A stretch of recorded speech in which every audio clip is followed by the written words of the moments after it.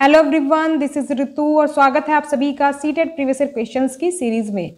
इस सीरीज में हम डिस्कस करेंगे सोशल साइंस के प्रीवियस ईयर क्वेश्चंस को विद एक्सप्लेनेशन। तो आज लास्ट वाला क्वेश्चन पेपर कंटिन्यू करेंगे जो कि है 30 दिसंबर 2021 का। You can also follow me on social media, Facebook page, Insta ID और टेलीग्राम चैनल, सभी का लिंक आपको डिस्क्रिप्शन में मिल जाएगा, तो वहाँ से आप ज्वाइन कर सकते हैं। तो क्वेश्चन है, भारतीयों के मताधिकार के बारे में निम्नलिखित में से कौन सा कथन सही है? Which of the following statements is correct about the voting rights of Indians? तो यहाँ पर करेक्ट ऑप्शन हो जाएगा ऑप्शन नंबर 3। कुछ भारतीय औपनिवेशिक भारत मतदान कर सकते थे लेकिन कोई सार्वभौमिक वयस्क मताधिकार नहीं था। जैसे कि अब यूनिवर्सल अडल्ट फ्रेंचाइजी मिली हुई है, सभी जो अडल्ट हैं 18 या फिर 18 साल से ऊपर हैं सभी को वोटिंग राइट है। ऐसा ब्रिटिश काल में नहीं था, नहीं तो उस टाइम पर भी कुछ भारतीय वोटिंग कर सकते थे। तो ऑप्शन नंबर 3 यहाँ पर सही हो जाएगा। नेक्स्ट क्वेश्चन है, छोटी कार्यशालाओं और कारखानों में श्रमिकों को आकस्मिक आधार पर नियुक्त करने का कारण यह है कि the reason small workshops and factories employ workers on casual basis is because. वो जो टेम्परेरी वर्क के लिए लोगों को अपॉइंट करते हैं ना, उसका रीज़न पूछा गया। जैसे कि कुछ वर्कशॉप्स पर अपॉइंट कर लेते हैं कि भाई अब 2-4 दिनों के लिए काम है तो अब आ जाओ, आप अभी यहाँ पर काम मिल जाएगा आपको, या फिर कुछ महीनों के लिए काम है तो आपको काम मिल जाएगा। तो ऐसे वर्कर्स को कहते हैं कैजुअल वर्कर, जो कि परमानेंट जॉब नहीं होती है, कुछ टाइम के लिए उनको काम पर रखा जाता है। तो इसका रीज़न हमसे पूछा है कि ऐसा क्यों होता है, तो यहाँ पर हो जाएगा ऑप्शन नंबर 2 सही। बी और सी यहाँ पर सही हो जाएंगे। क्यों ऐसे काम पर रखा जाता है लोगों को?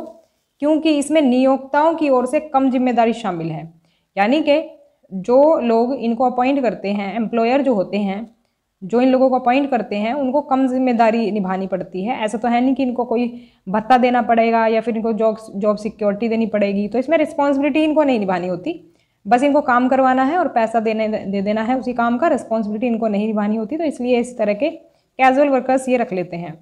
सी क्या है? यह प्रकृति में मौसमी है और आवश्यकता पड़ने पर श्रमिकों को नियोजित किया जा सकता है। देखो, काम का जो नेचर है ना, एक तरह सीजनल है, ऐसा नहीं है कि हर टाइम काम रहता है।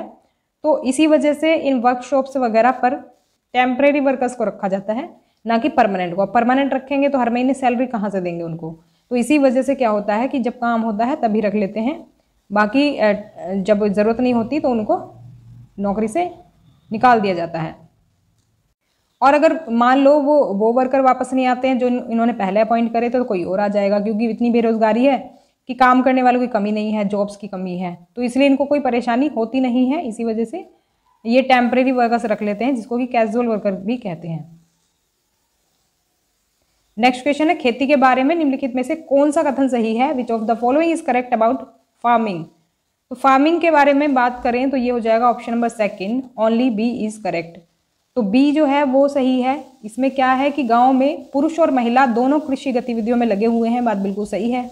और अगर आप देखेंगे गांव में तो महिलाएं जो हैं वो ज़्यादा रेशो में लगी हुई हैं पुरुषों से। कहने को तो किसान का जब जिक्र आता है तो हम एक मैन को सोचते हैं, दिमाग में हमारे मैन आता है, लेकिन अगर हम बात करें खेती की तो खेती ज़्यादातर महिलाएँ करती हैं। अगर आप रेशो देखेंगे, परसेंटेज देखेंगे तो महिलाएँ ज़्यादा हैं एग्रीकल्चर एक्टिविटीज़ में। और ये जो है लोग साल भर अपनी ज़मीन पर या दूसरों की ज़मीन पर काम करते हैं। तो ये गलत क्यों है? क्योंकि साल भर काम नहीं होता है, जो खेती का काम होता है वो साल भर नहीं होता, बल्कि मौसमी प्रकृति का होता है, मतलब सीजनल वर्क है ये। कुछ महीने काम रहेगा जब फसल वो तैयार होती रहती है उस टाइम पर, और लेकिन जब फसल कट जाती है और तो उस टाइम पर फिर क्या होता है, काम नहीं होता है। जैसे कि धान की फसल का एग्जाम्पल हमने लिया था पॉलिटी में, तो धान की फसल के कुछ महीने होते हैं जब काम रहता है, लेकिन कुछ महीने जो होते हैं वो खाली बैठना पड़ता है वर्कर्स को, तो इसलिए साल भर काम नहीं होता है जो अपनी ज़मीन पर या दूसरों की ज़मीन पर काम करते हैं। तो ऑप्शन जो 2 है, सेकंड स्टेटमेंट ही सही है इसमें। नेक्स्ट क्वेश्चन है, कक्षा में लोकतंत्र विषय पर चर्चा करते समय आपको इसे इस रूप में प्रस्तुत करना होगा। देखो, कुछ पैडागोजिकल क्वेश्चंस भी बीच में दे दिए हैं, अब क्योंकि ये सीक्वेंस से लिए हैं तो मैंने ले लिया है, इसी वजह से इसको यहाँ पर। तो यहाँ पर बात करेंगे सही ऑप्शन की, तो ऑप्शन 1 करेक्ट हो जाएगा। एक बदलते और विकसित विचार, अ चेंजिंग एंड इवॉल्विंग आइडिया। जब लोकतंत्र पर बात करेंगे, देखो डेमोक्रेसी का मतलब क्या है? जनता के लिए शासन।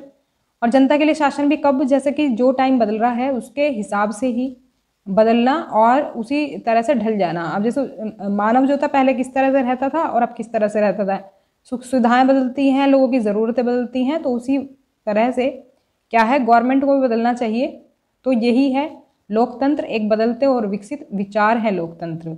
तो जो भी डेवलपमेंट होता रहता है वो डेमोक्रेसी में आना चाहिए, डेमोक्रेसी में उसको इंक्लूड करना चाहिए।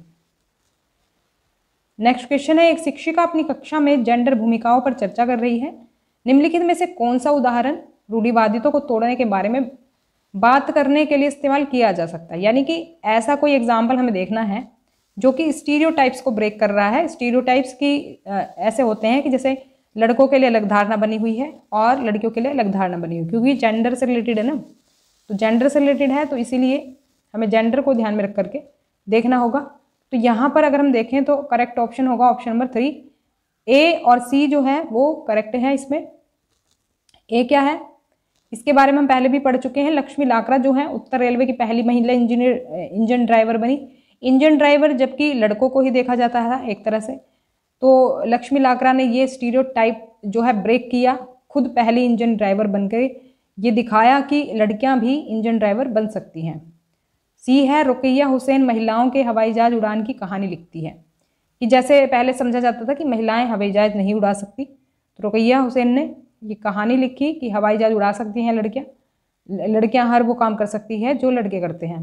तो ये ए और सी सही हो जाएगा। ये स्टीरियोटाइप तोड़ने वाली एग्जाम्पल्स हैं अगर हम ध्यान करें तो बी नहीं होगा इसमें। जेवियर अच्छा वेतन पाने के लिए उच्च स्कोर करने का दबाव महसूस करता है।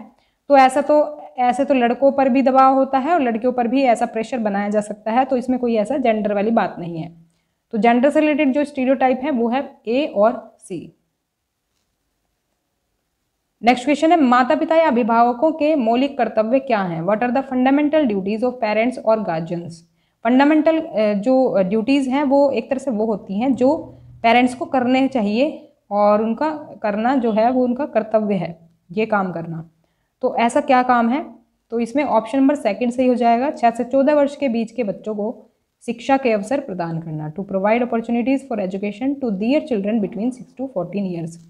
तो बच्चों माँ बाप को बच्चों को शिक्षित कराना जो है माँ बाप का एक तरह से कह सकते हैं मौलिक कर्तव्य है, ये उनको पूरा करना चाहिए। सेकंड ऑप्शन इसमें सही हो जाएगा। नेक्स्ट क्वेश्चन है, संविधान के किस खंड को अक्सर इसके अंतरात्मा के रूप में संदर्भित किया गया है? तो अंतरात्मा सभी को पता है किसको कहा जाता है, ये कहा जाता है मौलिक अधिकारों को। फर्स्ट ऑप्शन इसमें सही हो जाएगा। अंतरात्मा इसलिए कहा गया है क्योंकि देखो जो फंडामेंटल राइट्स जो होते हैं एक तरह से अच्छा जीवन जीने के लिए ज़रूरी होते हैं और एक तरह से ये हमारे जीवन का एक अभिन्न अंग होते हैं। तो संविधान में क्योंकि इनको दिया गया है एक ज़रूरी अधिकार के रूप में मौलिक अधिकारों को, तो इसीलिए और ये जो मौलिक अधिकार हैं एक तरह से संविधान का बेस तैयार करते हैं, एक तरह से इसकी नींव बनाते हैं। तो इसी वजह से अंतरात्मा संविधान की कहा गया है मौलिक अधिकारों को।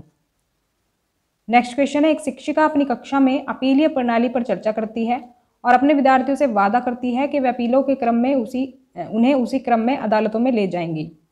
तो अपीलीय प्रणाली में एक तरह से हमसे सीक्वेंस पूछा है कि क्या सीक्वेंस है। अपीलीय प्रणाली पहले मैं बता दूं आपको कि अगर कोई एक कोर्ट के फैसले से खुश नहीं है, संतुष्ट नहीं है, तो वो दूसरे कोर्ट में अपील कर सकता है, ये होती है अपीलीय प्रणाली। तो वो सीक्वेंस से होती है।